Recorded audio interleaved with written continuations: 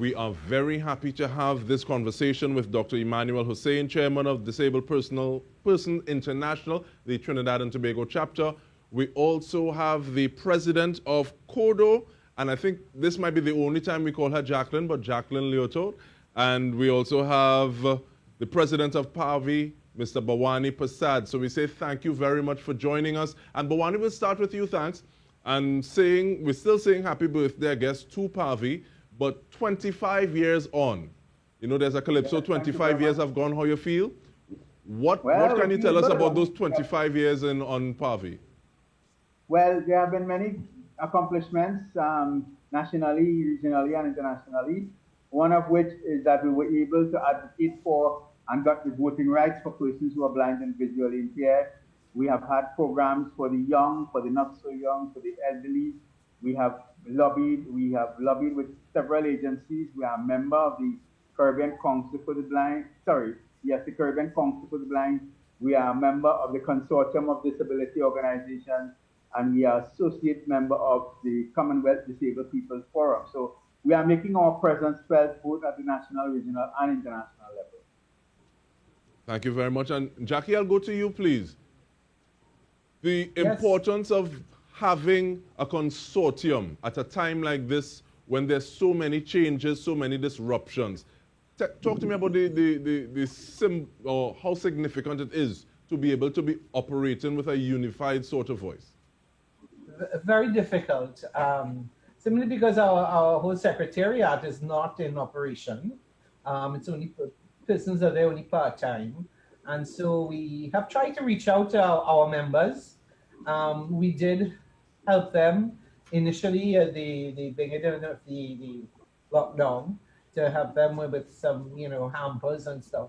But to get coordinated efforts going has been difficult. Is that something that you're experiencing as well, Dr. Hosein? Well, in DPI, unlike CODO, which is a conglomeration of associations, we are a conglomeration of individual disabled persons, all disabilities, whether hearing, physical, intellectual, sight. Once you are disabled, you are coming as an individual member of DPI. We functioning fine. Of course, with the COVID restrictions, we've had a little constraint on our meetings, but we functioning well. Okay, now I want to ask you the same question, please, Bhawani. How has functioning been taking place during this period of the pandemic? Because one of the things that we would have seen is that in terms of coughing and sneezing etiquette, people are talking about sneezing into the crook of your elbow. But at the same time, there was a question, okay, well, if someone is helping someone who is visually impaired or blind to walk, that is the area that that person normally holds. So what are some of the other issues or challenges or situations that you're facing at this point in time? Well, thankfully, for the COVID period, thus far, most of the people have been home, most of the blind and visually impaired persons. So street navigation has not been as difficult. Now, we understand this whole question of social distancing, which, if COVID continues for any length of time, will create problems. I had one experience traveling to town one day during this COVID season, and what happened is that when I wanted to cross the road, the person, I allowed them to hold my hand rather than me look for their elbow, so that you could avoid that sneezing scenario, which says sneeze into the cup of your elbow, etc. But basically, most persons have been home. If you went out as a blind person, you went out with somebody who is trusting you, like a family member, a spouse, and that kind of scenario. But for the most part, people have adhered to the COVID restrictions.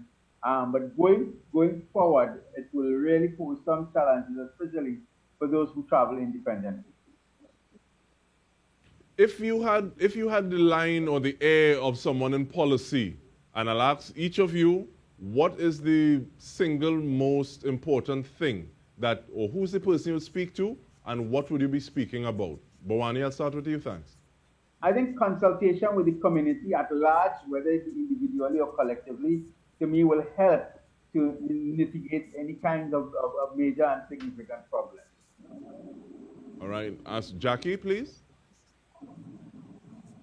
I think consultation with all parties, whether individually or collectively, by the relevant authorities, the Ministry of Health or any other agency who is so tasked with the COVID-19 management, will help us to understand and they to understand too what are the challenges facing persons with disabilities in our community. Okay, and I'll ask you the same question, please, Ms. Jacqui. I think that all of the issues are cross ministries. So to identify one person you need to speak to is difficult. I mean, because for Bhawani to travel independently and not have issues, it's one ministry you need to put things in place, or should have put things in place. And so, it really depends on which fight you're fighting at that particular time. The Ministry of Health should be forefront in facilitating as many people as they can and ensuring that persons with disabilities can have access to all the health that is needed. So they're a big part of it. The Ministry of Education, because there's no school going on right now, all of the students have the same issues as the kids in the regular system. And so they need to ensure that the students who have special needs have all the hardware and software and are able to access their education as well. I'm not saying they weren't doing it, because they have been, but these are the people that you would need to ensure that are delivering services for all of our community. Okay, thank you so much. And Dr. Hosein? Well, I want to just disagree a little bit with Jacqui. Jacqui there, that the Ministry of Health should be the lead. Internationally, the disabled movement believes that it is the Ministry of Social Development or Social Welfare that should be the lead in disability issues. However, because it's a health crisis we're facing, the Ministry of Health has been on the ball, I would say, in terms of the public health requirements for dealing with what is an extremely or highly contagious disease and very dangerous. The problem for the disabled is that, well, let me put it another way. The disabled do have a bit of an advantage in that they are accustomed to not being out there. The problem is, however, that they require people to come and make close contact with them in order to provide what assistance they may need. And that provides an opportunity for the spread of the disease. And I think the Ministry of Health maybe should have devoted a bit of extra time to dealing with the extra risks that disabled people may face. In addition, the disabled have more comorbidities than the average citizen, whether elderly or otherwise. And I mean, speaking for myself, while I'm a pensioner and I only come out of the office to, keep myself active, I literally shut down my practice for months because I anticipated people with the disease might come to me. Then, of course, we seem not to be having spread in Trinidad. So then I came back out for a little bit, and then the spread became community-based, and I shut down my office again. And I'm now out in the last 2 weeks, mostly because we're not seeing the kind of massive spread that one could have anticipated. So the disease seemed to be cooling down a bit. But I'm just speaking here how it has affected me as a professional working. The disabled at home, those who are at home, as I say, have the risk of people coming in and out. And those who may need to be out have problems with transportation. You normally have a problem, but with restrictions on transportation, that would have been multiplied. I just want to add, DK, that in terms of persons coming in and out, this is why our programs at PAVI, the orientation and mobility, we have had to suspend that because you cannot go into people's homes and such yes. like. So we hope that this COVID pandemic will leave us sooner than later, and we can continue to provide services to those who need it. But as it stands now, everything is at a kind of standstill. And no, we're not taking a standstill, but we're taking a little break, and we're coming back on this conversation. Stay with us.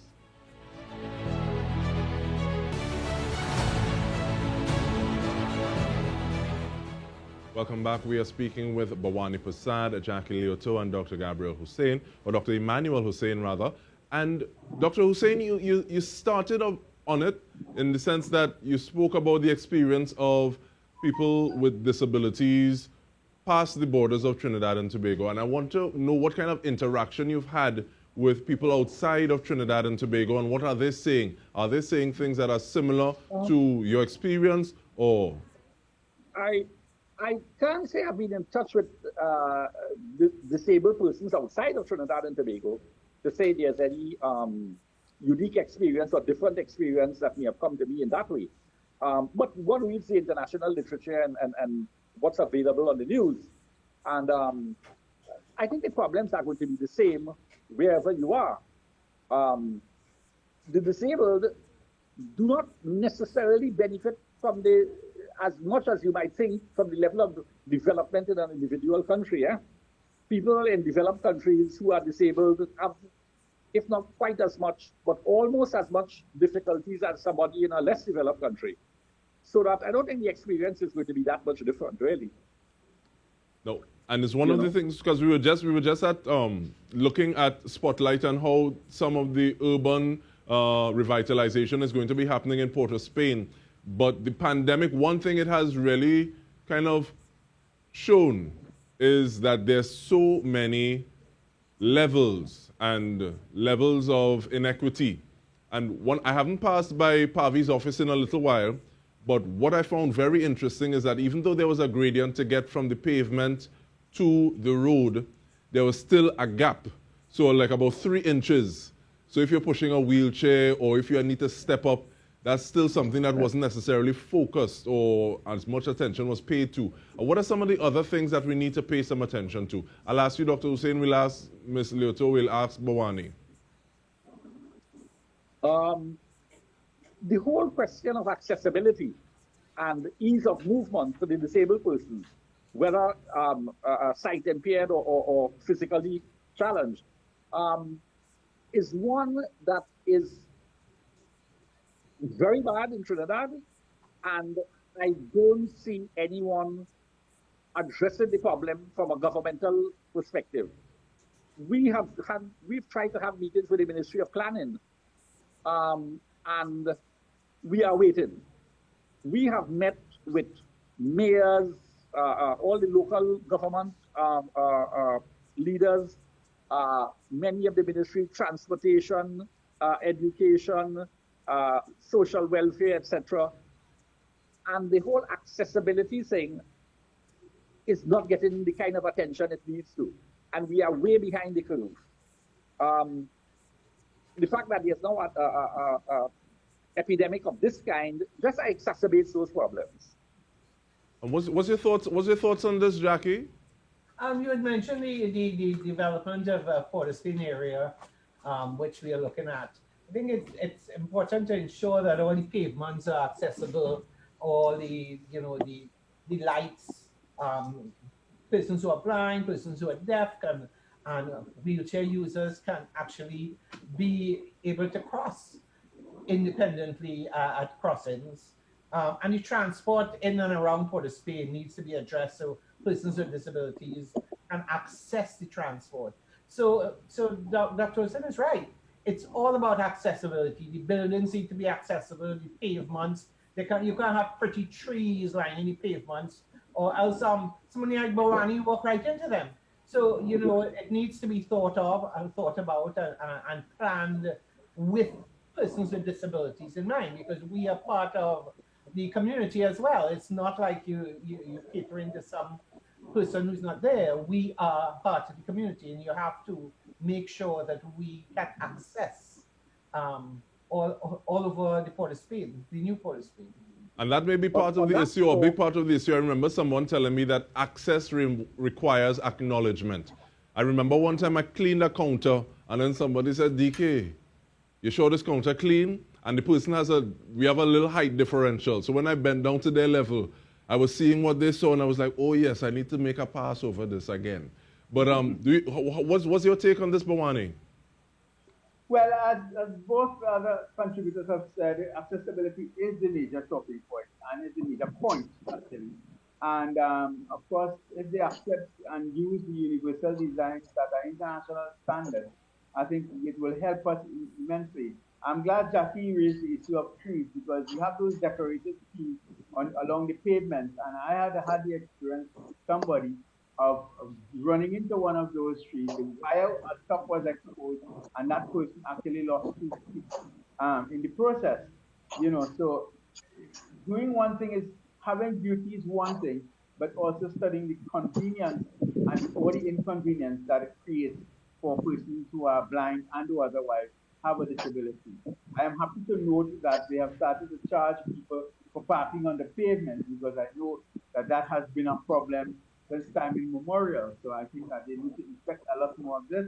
Also, parking in the wrong places, etc.